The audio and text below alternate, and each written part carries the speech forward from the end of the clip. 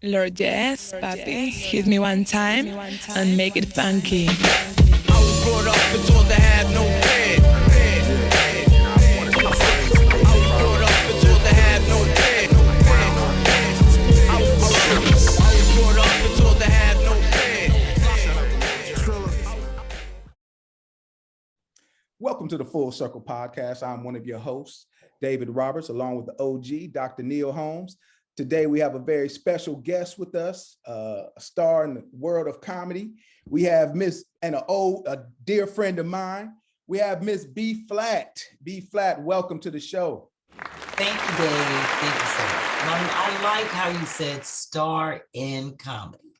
Oh, cool. I feel like we're all stars. We all shine at different brightnesses.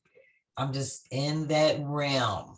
Oh, definitely. Yeah. Definitely. You know how I am. I'm down home, regular. Look, I'm drinking a White Claw, only because Sonia's here. It's her favorite. She's like, I know you got some of them in the refrigerator for me. I was like, yes, I do. I was like, you're going to have me looking crazy on the podcast. That's okay. You know, it's all love here. It's all family. Hey, now that we're talking about being a star in comedy, why don't you tell us, or I kind of know already, but for our viewers, tell us how you got started in comedy. Well, the funny thing is, I got started through friends signing me up for a talent show. And I thought that I was going to be playing my trumpet in a band. Like some of the people in the band, you know, they were like, oh yeah, we're going to do this. But it was a surprise to me when I got there. They were like, oh, you're going to do comedy. And I was like, I don't even have a routine. So it was at one of those this is back in the day when WHYY here in Philadelphia used to do like these talent shows on PBS channel. Mm-hmm. And I was like, I don't know what I'm gonna. So I just walked out and played like 2 notes or a few from Creep from TLC, the trumpet part, because I had my trumpet with me thinking that I was gonna play with the band. And then I just told a story in a funny way. I thought so, you know, about an encounter. And only maybe 2 or 3 people laughed, but I was like, oh, well, at least somebody laughed. So after that, it was more or less like a dare. But I was like, I couldn't believe that they saw something in me that I didn't see in myself. Because I've always been very like sarcastic and Dave, you know me, and cracking jokes, but I never saw myself as being like, you know me, Dave. I worked at a law firm. Right. I was always corporate, but I always had people rolling and stuff in the office and stuff like that. So, but a lot of people can't translate office funny to the stage. But I guess I had something to prove. And I was like, I'm tired of working for these people. I need to work for myself. So, you know, I quit in 97. I had a job since 1997. And I remember that. I remember you saying, I'm about to be a free agent. Yes. And I've been blessed and working ever since. Now, you made a good point, and I was going to bring it up, but you actually brought it up. Mm-hmm. There's a lot of people who they're funny. Like I was voted funniest in 9th grade, but I'm not a comedian. I don't have that comedic timing, right? Right. And so a lot of people think that, okay, just because I'm funny, I could be a comedian. You were the opposite. You're funny. You've been a successful comedian, but you didn't see yourself as being a comedian. So was that comedic timing and something you had to work on strategically, or did it come naturally? It comes naturally for me. What I had to work on is transitioning. I can tell a great story, but I have to make it make sense. So the thing that I always did, and I still have my mini discs, I always taped my shows so that I could sit and listen to them. I have a recording of every show I've ever done since 1994. And I would just sit and be like, oh, somebody laughed at that. And then I would work on that. And even like when you're listening, like when you reread a book or rewatch a movie, you catch something that you didn't see before, or you hear something you didn't see before. So that's how it is when I'm listening to my tapes. I'll be like, oh, that was funny. I don't even remember I said that. And then I write it down. So I built upon it just like that. Because I know that I have like the courage and I'm fierce and the tenacity, you know, to just go on stage. But that don't mean anything if you can't go up there and make people laugh. Right. So there is a difference between being a comic and being a comedian. And people say that all the time. Comics say funny things, comedians say things funny. Yeah. Okay. Can you There's break that down? difference. Can you break that down even more for us? I can break that down. Okay. For example, a comic, they say funny things. They can go on stage and everybody has the same topic. There's nothing in life that people can't go on stage and talk about that's different from anybody else going on stage. So that's what makes a comic, because they'll go on stage. You've heard them, they'll say, yeah, and today my mom fell out of the bathtub, and the type of drum beat, type of da-da-da-da. Hey, everybody, how's it, ladies and gentlemen, you know. Right. And today I walked to the store and, you know, I felt that kind of. A comedian is a person that can go up and still talk about falling out of the tub, that same sort. And it's their experience, is how they see things. So that's what makes a person have a career in this realm. If you are a true comedian, because you're true to you and your craft, and you're not afraid to talk about you or just how you see things. And then you have to be witty enough so that they can be crafted where they're not so offensive or just ignorant. You know what I mean? So that is what, when you can tell people that work on their skill and their craft. Comedians do that. So, and that's what I do. I work on what I do. It's a job. I don't just be like, oh, I got a gig, I'm in the game. Games in, I ain't trying to play no game. Right. And this is like football. You just never know. Look how Sundays go. Look at these last 5 weeks of NFL. Been a mess. You can't even predict it. So that's how the comedy world is. Right. So you have to have a game plan, and you have to be serious about what you're going to do. So that's why I quit my job. I know people have been doing comedy as long as me, and they still work for the government. They still, and they're comics. Now, do you have a team? Do you have a team of people that you work with? I do have a manager and a new agent, thankfully, and that's it. And everything else I do on my own. So you write your own material. You write all of your own material? Yes. I'll give you a sample. Please do. I have like 8 of these, and it's like, I'll just show it to you. So this is how I write.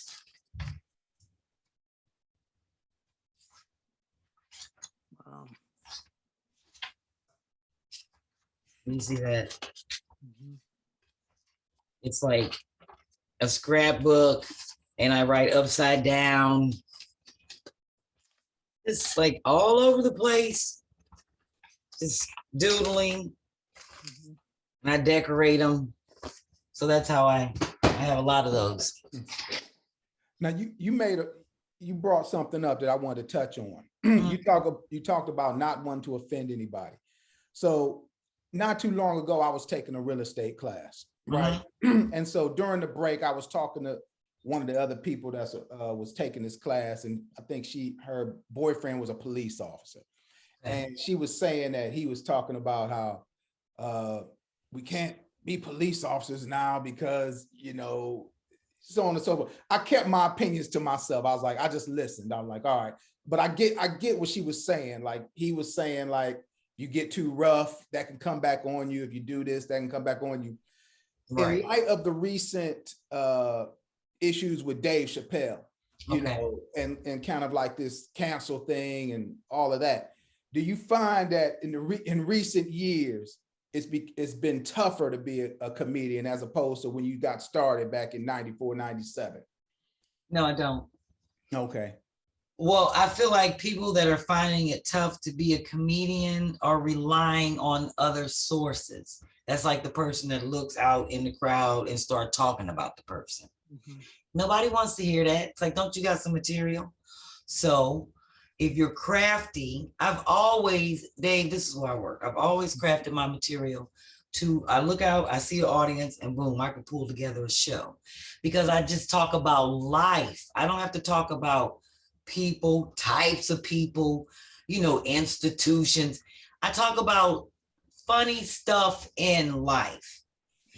So I don't necessarily do that to say, oh, I don't want to go out here and offend people. My goal is to make as many as people as possible laugh. So if you can do that by looking at your audience and you gauging it, then I'm not saying you got to go out and be corny. It could be old people, young people, white people, all in there. Everybody has experience of life. You see what I'm saying? So there's certain things about my life that I talk about that I know that everybody can relate to. And that's the thing where I feel like people or comedians don't want to put out there. They want to talk about everybody else and get as them as a source of material. So when the rules change, now you're up in arms because you don't have no material, because your material was based on racism or talking about Black people or white people or Asian or gay people. Does that matter? They still people. When you, that whole key word was people. Right. So that's why I don't know how I feel about that whole cancel culture, because I really don't care. And I think that people that care about it are worried about this whole likes and follows and who's listening on to. Dave, you know me, I do it for the love. I don't do it for the likes. I don't care about that shit. Excuse my French, sir. That's okay. Yeah, but I'm just saying that I think those are the people like, oh, my sponsorship, people aren't going to watch my shows. I'm not. Then you're not creative enough in your life to figure out, if you figure that your whole life depends on how people react to you on the internet, on social media. I feel sorry for you. I really do. Just like you giving me that information today lets you know how often I'm on the internet. You said it happened 2 days ago. I didn't even know that. Right. So. And we might as well mention that. Since, exactly. Daryl, was it Militant? Militant. Littleton. Oh, very, very good friend of mine. Good friend of mine. Yeah, passed away a couple of days ago. And I know he may not be a household name, but in the world of comedy, he was big. Like he was a screenwriter. And my memory of him, when he played a role on the Parenthood, I don't know if you remember that.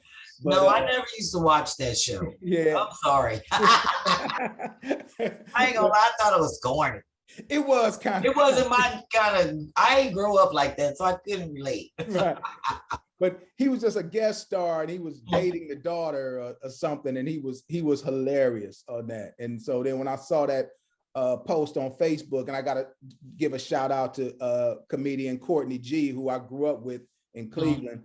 I saw the post on his Facebook page that D. Militant had passed away. So just want to give a shout out to him and condolences to him and his family. Amen. His family more so.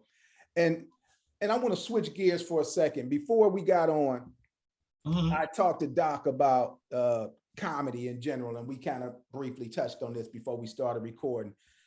I am of the belief that comedy is much more important in the Black community in our history than I think it gets credit for. I think it has helped preserve us because it's kept us laughing at certain things. And it's also been what I call like kind of a social lubricant, you know. Okay. That there are messages you can get across through comedy that may be more difficult and challenging to get across, you know, in any other way. But then like anything else, and it's again, just of my opinion, I feel like it hasn't gotten generally the respect it deserves. Do you have an opinion on that? Well, let me ask you this. What do you mean in terms of the respect that it deserves? And here's what I mean. Okay. I saw an interview with Keenan Ivory Wayans, and I agree with his point 100%. He was given accolades to Eddie Murphy for The Nutty Professor, and Eddie played like 20 characters in the thing, or whatever. Right. And he was hilarious, and it was genius, pure genius. But he said that Eddie Murphy would probably you would never see him get an Academy Award for that, because most Academy Awards go to dramatic roles. And then when you're doing something comedic, some people think that you're just natural, and they don't see the genius that goes into being comedic. And I agree with that. I see you taking that in. Do you have an opinion on it? Well, you know what? I think we get lost in what we categorize as success.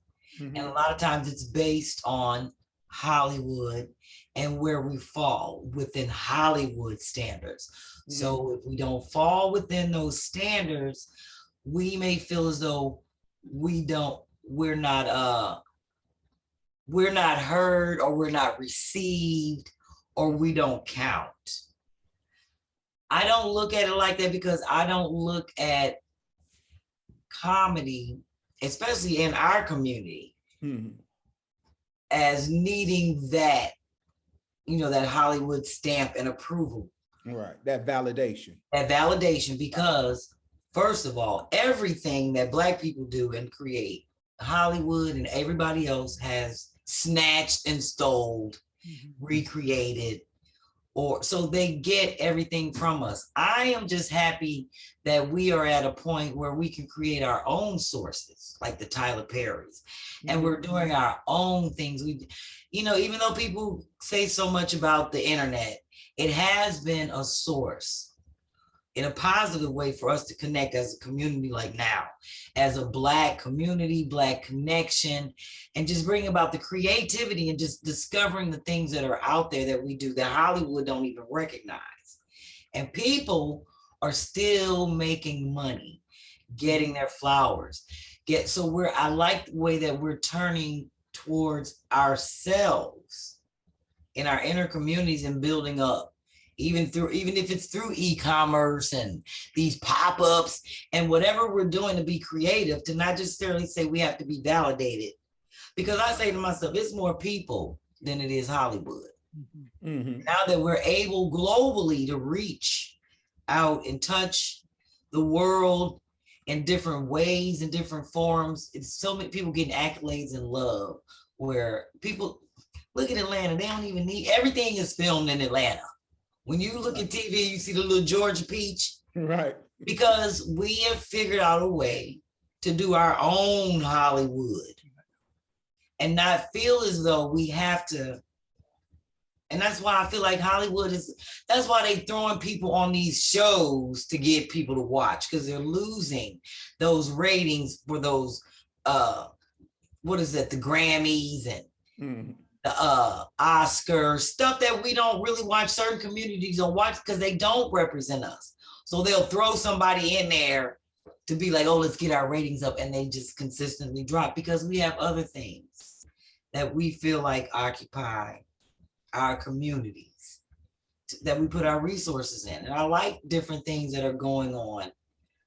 I just saw this really cool thing when I was in Clarksville, Tennessee, doing a flip, where the fathers, even though it was like a COVID thing, it was like this big skate party that these fathers sponsor. It's like a cotillion type of thing, but it's a skate party with your dad, with the dresses on, and the dad, I was like, that is so fly. Right. And it's like a big gala. I'm talking about I was in I don't eat meat. And I was in this spot that makes like these three brothers got together and made that pizza place. They went to Morehouse. I don't know if it's like 5 restaurants. I don't know if you heard about them. They were like, I have heard about them. Yeah. They have a really cool name, but they had like I saw the promo for that event in their restaurant. And then they had a commercial on the local television for it. And I was like, now that's the kind of stuff that I like to see, that we do, that people don't know about, that when you start sharing. And I was like, that is so cool, because people think that we don't connect as families. We don't, fathers and daughters don't do stuff. It's only one of those bring your daughter to day work. It's more going on than that.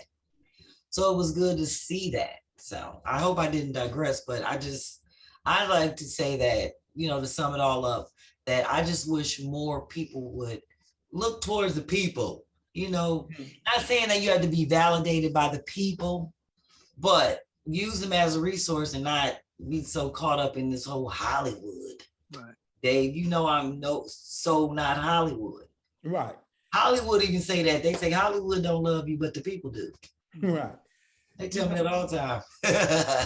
But even going away from Hollywood, and Yeah. it's okay to digress. We digress Yeah. on this show all the time. Even like going away from Hollywood, I can give you another example. I was meeting with these brothers about something. We were trying to put some kind of program together, and they were all like Afrocentric, so on, so to speak. And so I don't know how it came up, but somebody, I think Martin's show was on at the time. That's how long ago it was. And some of these brothers, you know, more serious, so to speak, were saying that, like, calling Martin a buffoon and all of this stuff. And then one of the other brothers that was in the group, and I was with him, he was like, well, hold up. What's wrong with being funny? Like, why is, you know, like, why is that a bad thing? Like, why is, if a brother's being funny, you know, I mean, everybody's not gonna be Malcolm X. It takes all kinds. So why is it that if a brother's being funny, he's not, quote unquote, serious about the struggle? And that's not necessarily the case. I mean, you Exactly. see DL Hughley, you know, and so on and so forth. So that, and I guess that's where I was going when I said that I think comedy has been pivotal to the Black community, but some of us don't see it.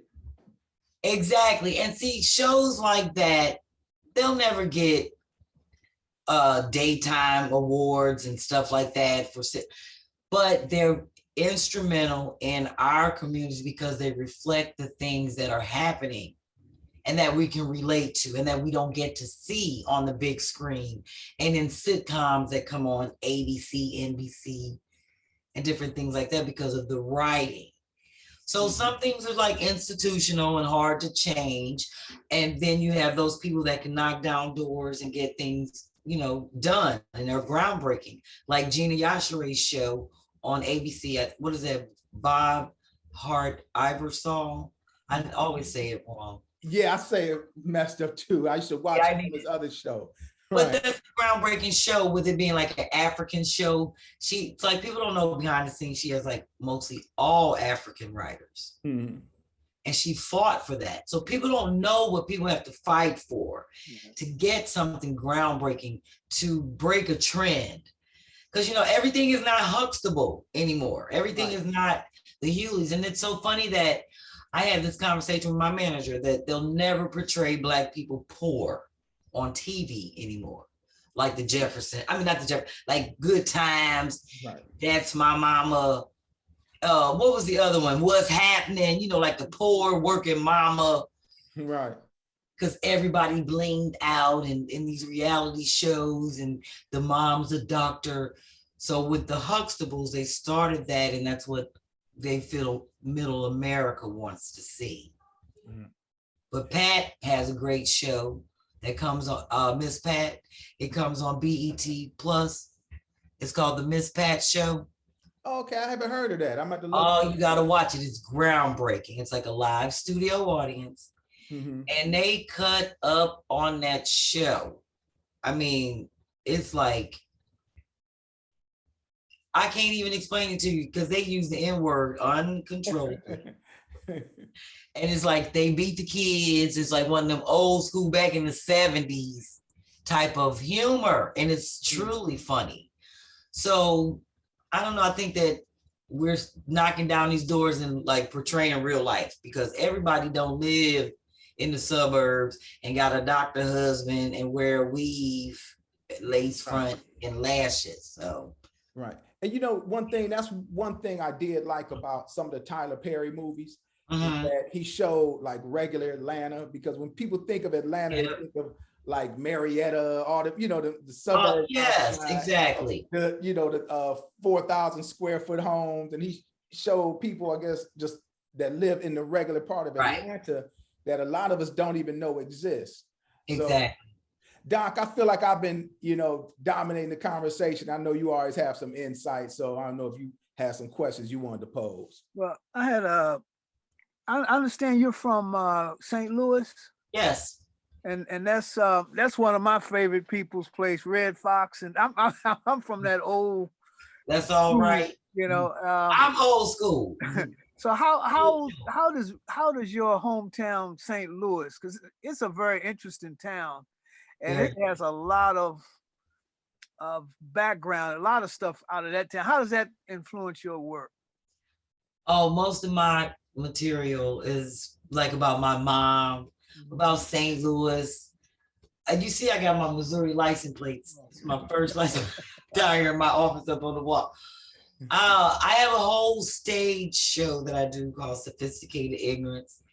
And it's more or less dedicated to how music through my mother has influenced, like, you know, my comedy and just me in life and why my name is B-Phlat and just how my whole show, it's a 2-hour show about, but it's a musical show. I play my trumpet and with the band and all this other good stuff. It's funny, I was down here practicing today and Sonya came, I had to stop practicing and entertain her. But I'm getting ready to actually do a show and stream it in St. Louis. So I'm either setting it for April or May. Still working out the details, but I'm pulling the band together because I actually had this show on the road before COVID hit. So I'm getting back to it. But St. Louis totally influences St. Louis and Philly, because all my comedy career has been here in Philadelphia. So my adult life has been here in Philadelphia, but my home life and my growing up, you know, my rearing or whatever you call it, upbringing, St. Clair, Missouri, and St. Louis, Missouri. So I have an interesting background, the combination of that whole trailer park, you know, being the only Black person, one other person in school, that type of thing. So all that is in my show in a musical form. Original songs and some covers. So now with the COVID, yes, how did that affect things? When COVID hit, it's funny, I had insight on it.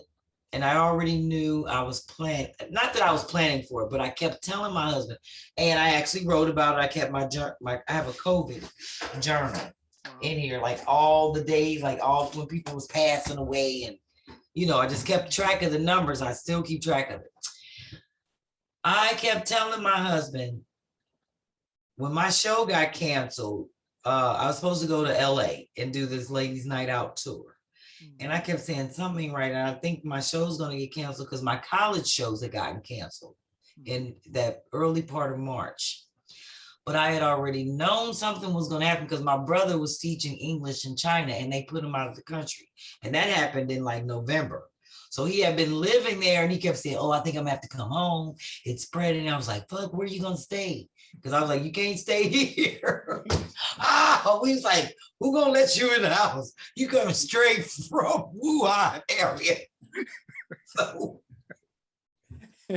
everybody was concerned because they moved him to Taiwan. He stayed there a month and then he had to go to Thailand. And then they never let him back in. So he ended up coming back home in January to my parents' house. So we knew it was going down and I knew it.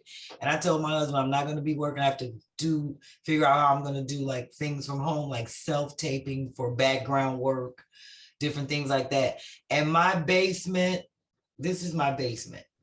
It was a hot mess. I did a whole frugal flip. So I spent my whole 8 months flipping this basement so that I could have like for podcasting and actually hopefully I'm claiming it. That's why I'm going to LA, getting a show off of this, like a DIY show, how I spent, because I've been doing my podcast is a DIY show with Sherry Shepherd. I do it every Tuesday called Tighten Up Tuesday.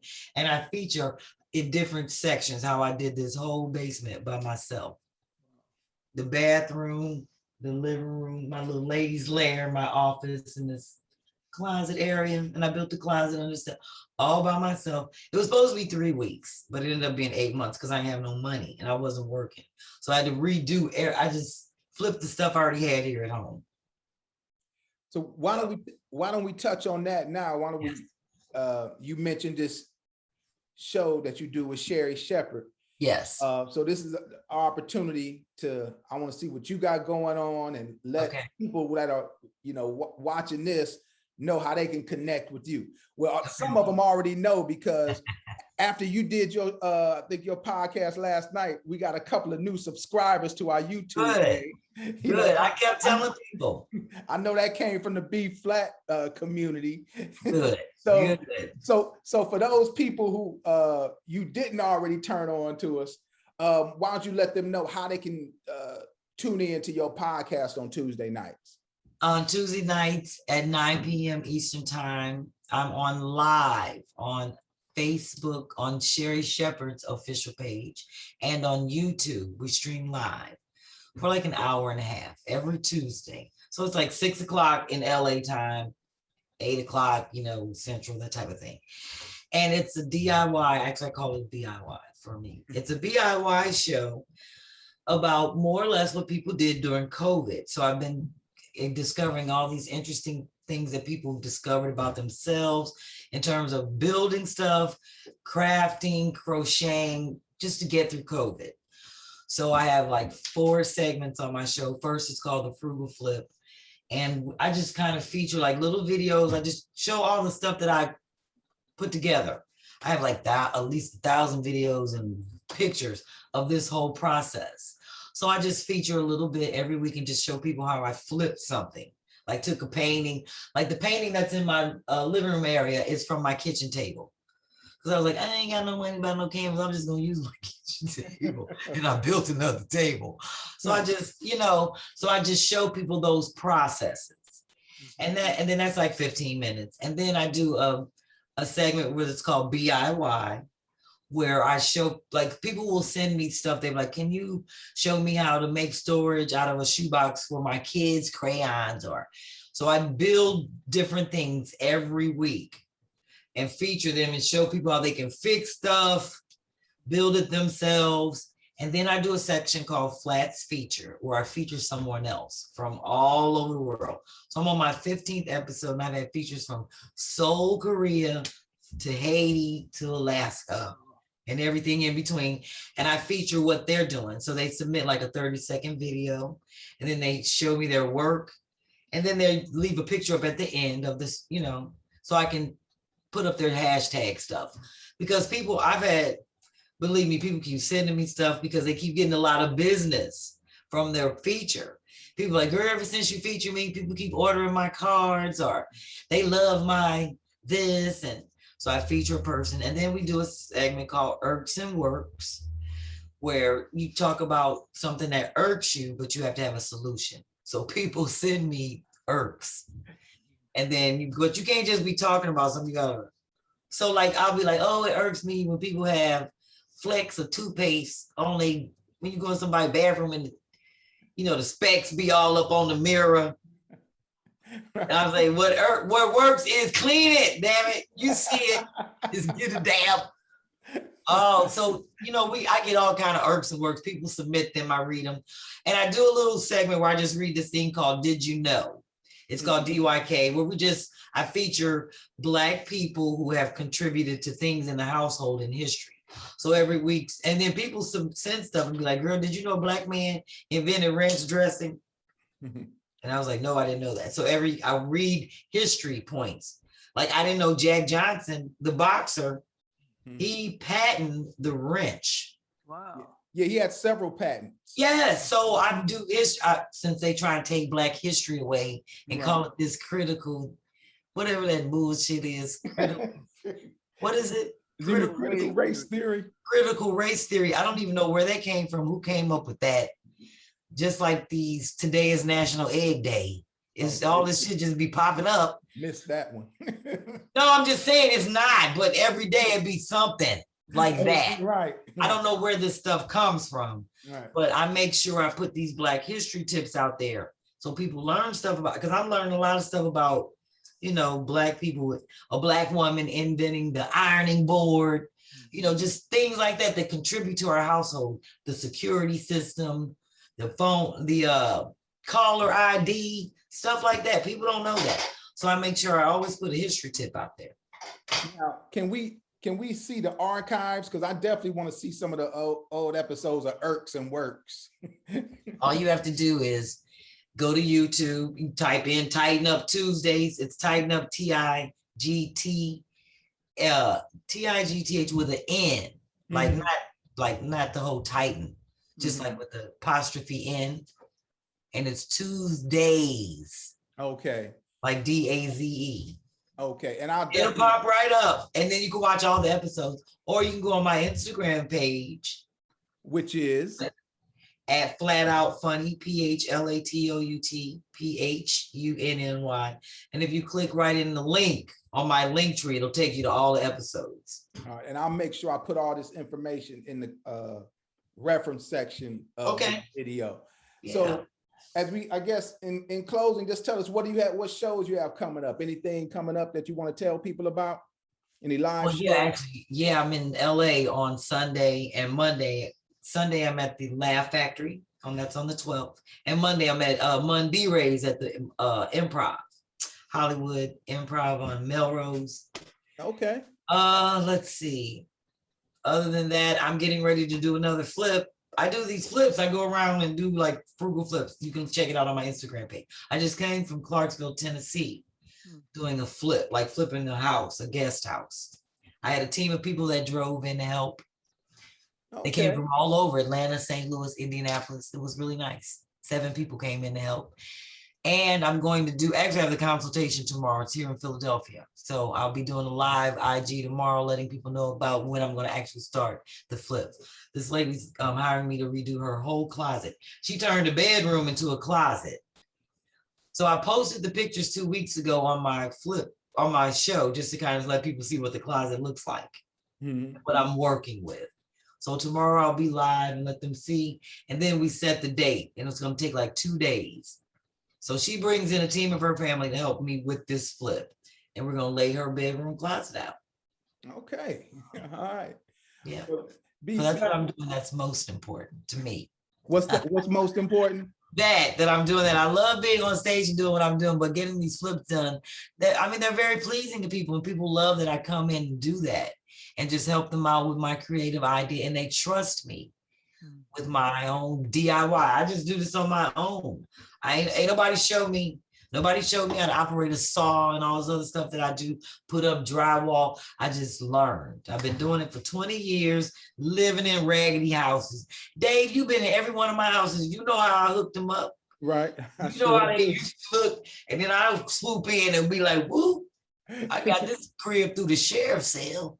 I'm about to look it up. You sure have. And I know we talked about earlier about not needing that Hollywood validation, but me personally, I'd love to see you with your own show on television. I get my show. Because I see some of these other people that they put on TV, and I don't think they got anything going on more than you got going on. So I'm gonna get this show. I've already claimed it. My show is a total different show from any other DIY show that's out there. Believe me, I've studied these shows. These people I work with ain't got no $50,000 renovation budget. People got $500 or $100. That's it. Right. And I did that whole flip in Clarksville, Tennessee for $260. Wow. And it is fly. You got to check. Sonia was just down here looking at it. She was like, girl, you going to get that show. You going to get it. You going to get it. I'm making, because it's all about reimagining the things that you already have. Right. Mm-hmm. And see, we're so programmed to go out and buy something like, I need a new couch. I need new. No, you don't. I can show you how to flip that and make that table into a bench, and that bench into this, and that into a pizza. Whatever you want, believe me, we can make it. Certain things you may have to buy, like brackets and nails, but in terms of like furniture and paintings, and I teach people how to flip everything that they have. And we ain't going on no vacation. We don't send people to the spa. You come back surprised. No, your ass got to be there to help work. Right. We ain't got no money for that. This is frugal. We doing it on a budget. So that's why, I just bring in people, let them bring in their family, and that helps bond. Because I don't know these people. So these people know you, and they can help me with not throwing your stuff away and what you may or may not like. But that's why, my whole flip is different. Ain't nobody working with all that. We working with what you got. Ain't nobody leaving the house to go buy shit. We don't need a sponsor. Yeah, they like you.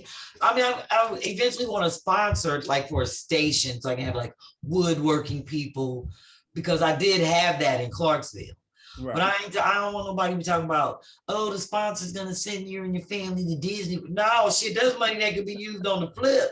Right. You're right about that. You see what I'm saying? So we're not doing all that. We working what you got. So it's coming to fruition, and that's why I'm going to LA for my third roundabout. Okay. Yeah, pulling it together. Yes, meeting with the people that been looking at the foot. Because I actually had a cameraman come into Clarksville. Oh, okay. Yeah, they came, set up the cameras. We had interviews with people. It was really nice. And I actually have the footage down on a Lacey Drive that I'm taking to LA with me. Okay. Well, all the other stuff they sent, some kind of big transfer file stuff, I don't know nothing about. Right. But yeah, so. Well, I'm definitely going to be checking it out. And I'm sure the people watching this are going to run to check that out as well. Yeah, I'm trying to get the frugal flip, because I'm like, you ever seen that show Bar Rescue? I have. I love that show. Okay, so I'm like that. I'm like Jake Tapper. Okay. So my show is kind of like you yell at people. We was down here looking at them, because I kept telling my manager, I was like, Lord, I don't want to have to cuss at nobody, because then people will be watching it, because we were doing live footage also. On Instagram and Facebook. And I was like, ooh, people be like, oh, I don't want to hire her. She might cuss my mom out. What if I got my mom over and she be like, girl, get your ass up. You ain't even, what is you doing? Because I was going off on people, but not in the bad way, not like curse. But I was like, well, I said, what are you doing? Stop paying. You can't do that. Well, John Taffer, he go off on people, and then at the end, after he rescue him, they hug him because he done saved him. I was going in, but I don't have to cuss. Right. You know, like I don't have to.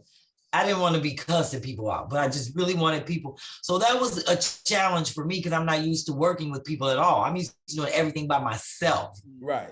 So every night I would take notes when I would sit in the space and just kind of figure out the plan that I would want for the show to help it run smoothly. Like, people don't think of the logistics.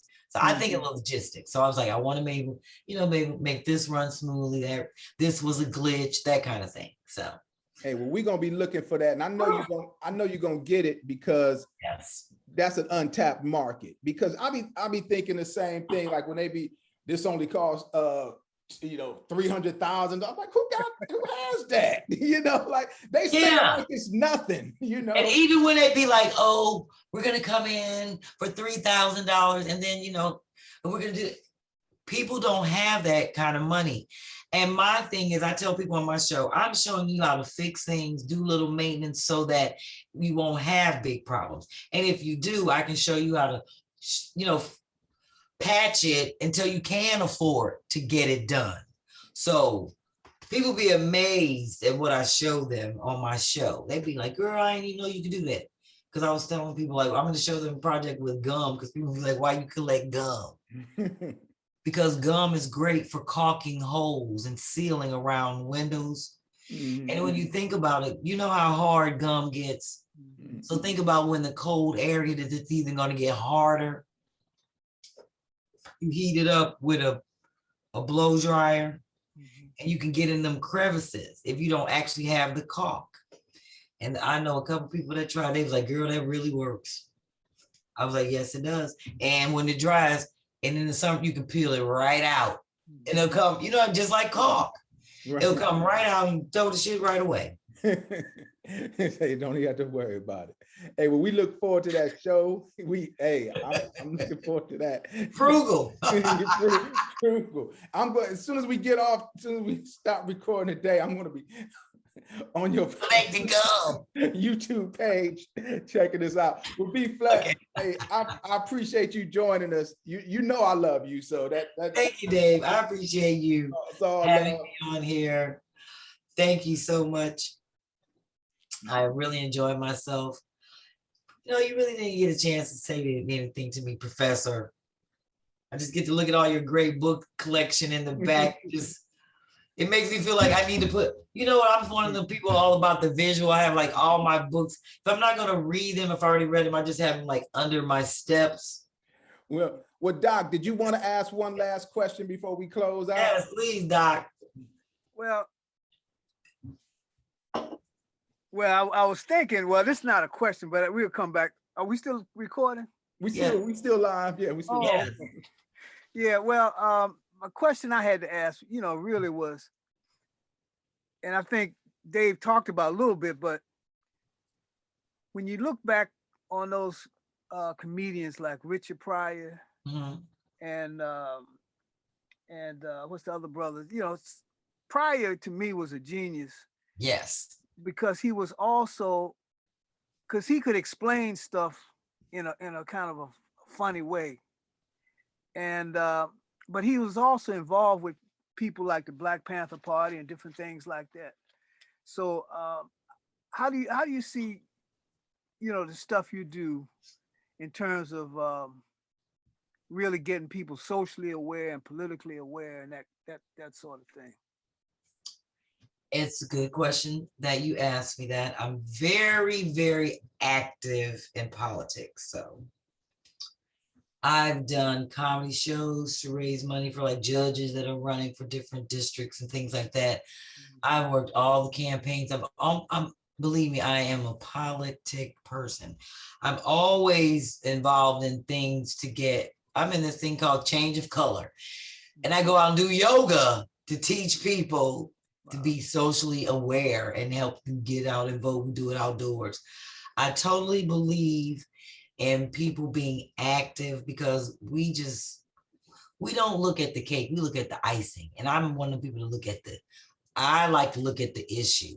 Right. Deep, so I really try to get people actively involved. And I believe that me being on stage and being involved and can talk about politics is why people get me involved. I've done Obama campaigns, radio campaigns. Shit, I even counted the money to pay the people that go out and hang the door tags. They had me in the room with the Wells Fargo people, counting tens and ones. So I definitely try to use my voice and just what I do in terms of my homeless campaign. I'm actually getting ready to help another friend of mine with her homeless benefit. I'm going to be promoting on my show and that she's doing in Oklahoma City. So I'm always doing stuff, and I feel like I'm not, what is that? I don't know the word for it. I'm just not like one-dimensional. Right. Yeah, I totally use my voice for any and everything. And that's one thing about me. I can talk about everything. I talk about politics and make it funny. Because I was trying to get my political podcast started. Yeah, called We Can Tell. Nobody wanted to be on it because everybody was like, girl, I don't like talking politics. Everybody just have to tell you. My show is based upon how people don't understand the terms, political terms. And like I was talking to people about the furlough, different things, bipartisan, and like my dad was like, oh, I knew they was gay, that kind of stuff. When you say certain, and I'd have to explain furlough to my friend, because I'm not lying. My one friend was like, she works for the post office. And I was like, are you going on furlough? And she thought like, girl, I ain't got no money to buy no damn coat. I ain't thinking about no coat down at the Pennsylvania. And I was like, what are you talking about? Because, they had an annual sale down at the convention center. Right. So I started writing down all the terms. And because I was glued to the television every day. I'm just a politics person. That Trump was in office, I was just glued to the television every day because I just wanted him out of the office. I just said to myself, I'm gonna wear black every day until he get out of office. So I was talking to people about what they're going through, how they feel about just that. I just could not believe how we're so out of touch with how government works. Ad hoc, somebody said something about some ham hocks. I was like, maybe they're not hearing me, or maybe I'm not talking about the things that people. So yeah, I was really trying to get that started. So I had a whole A through Z list of a treatment that I was doing for my podcast of how I was going to break these terms down and start it off with something funny, how we hear things and misuse the term and then explain it and just talk about that would be my funny story and just kind of break down like something of the day. but nobody wanted to be on it. Even Sherry was like, girl, I don't want to talk about politics. That's boring. I was like, no, the way I do it is funny. Because you'll be amazed at the shit we don't know. Yeah. Right. And Need to understand on a daily basis how it affects us. When you start talking about welfare and EBT and you break it down, people start listening. right. They'll be like, I ain't know that. I ain't know they was gonna be doing that to the EBT. So, I was gonna do it on that level in layman's terms. But that's some people are has to affect them, Exactly. like, be in their backyard. So now I just encourage people through my yoga, color of change, and like when I go out, people ask me to do stuff. I'm always active and getting people interested in politics, especially young people. You'd be amazed how young people to me are more active than people our age. Oh, definitely. Our age, they be like, oh, we did that. Let them sit back and let them march. Your ass ain't march when we was young. You ain't do shit. Ain't doing shit now. Yeah. So I definitely socially aware, very conscious of what's going on everywhere. I have to be because I travel so much. Right. And I need to know where they blowing shit up at, so I know not to go there. Like, right. You do much international travel? I do, but I haven't since COVID. All the borders and stuff. But I've been about everywhere. My last great trip before COVID, it was when I was in Melbourne, Australia. Hosting a really wonderful event, kind of like our Black Girls Rock here in the US. It was they were honoring all of these amazing women from all over the world in different parts of Africa, Japan, England. It was this really star-studded event. And I was like, they want me to come and perform? It was really nice. And I had a great time. That makes me think of another question. And Doc always asks stuff that leads to other stuff. I know we had Lords of the Underground on here before, right? Okay. And they were telling us how, a lot of Black artists, after they are, maybe they're past their commercial peak, they still get a lot of love overseas. Yes. Do you find that overseas, they appreciate Black comedians maybe even more than they do here in America? They do. Okay. They definitely do. And the difference is, I'm not going to just say one because you're American. Well, I'm going to say one because you're American, and it's rare that they get to see that type of performance live. And two, because because of our freedoms, our voice, and we're more vocal, and we see things differently, and we can, it's funny to translate in different parts of the world, but it's funny how we go other places and be like, oh, they're not going to understand us. And I tell people all the time, we're the only people in the whole world that don't speak two languages. Everybody else in the world, around the world, speak English. They understand what the hell we're talking about. That is why we're here. Right. But you still have to be able to translate. And the funniest place to translate is in England, because just because we speak English, the stuff that we talk about don't even mean the same thing over there. So those are the funny things that I love performing in England and just being able to absorb the culture there. But I find that you get a lot of love. I get a lot, and I get hit up all the time on my show because I have a lot of fans in England and Africa. They be like, when you gonna stream the show so we can see you? Because when you coming back to England? They just appreciate the nature of comedy. They just sit back to enjoy. They're not looking to be like, are you funny? Gotcha. Like in America, everybody's like, oh, yeah, they sit back like, oh, they better make me laugh. Right. It's not like that when you're other people come to laugh. They laugh at anything. They do, because they come out to be entertained. I look at it like when you perform overseas, people are looking to be entertained and be joyful. Yeah, they're coming out to enjoy themselves and really have joy. In America, it's people coming out if they happy that day. Happiness is contingent on how you feel. So you might not even be joyful, but you're like, oh, I'm feeling happy today. I'm gonna go to a show. Even though I got hit in the eye, my girlfriend taking me out, you know, that kind of thing.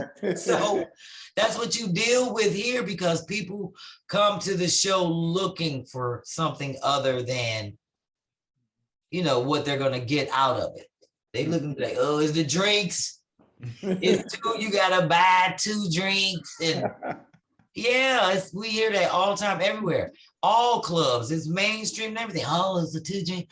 Oh, we gotta the parking. We already spent, right. Let me go on, drink up. So everybody feels as though they have to drink, you know, to get drunk in order to enjoy the show. Where other workplaces, a lot of places, they don't even do that. They just come out to enjoy the show. And they be on time and they be packed. When you walk in there, it ain't no never, we gotta wait on the crowd to get in here.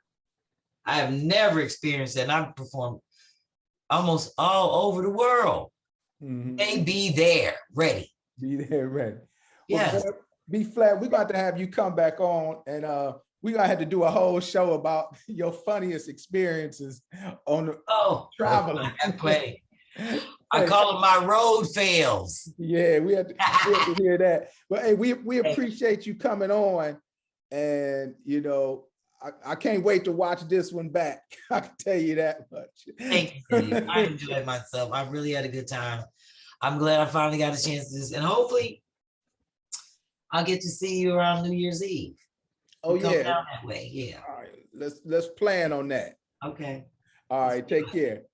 Lord, yes, papi. Hit me one time and make it funky. I was brought up into a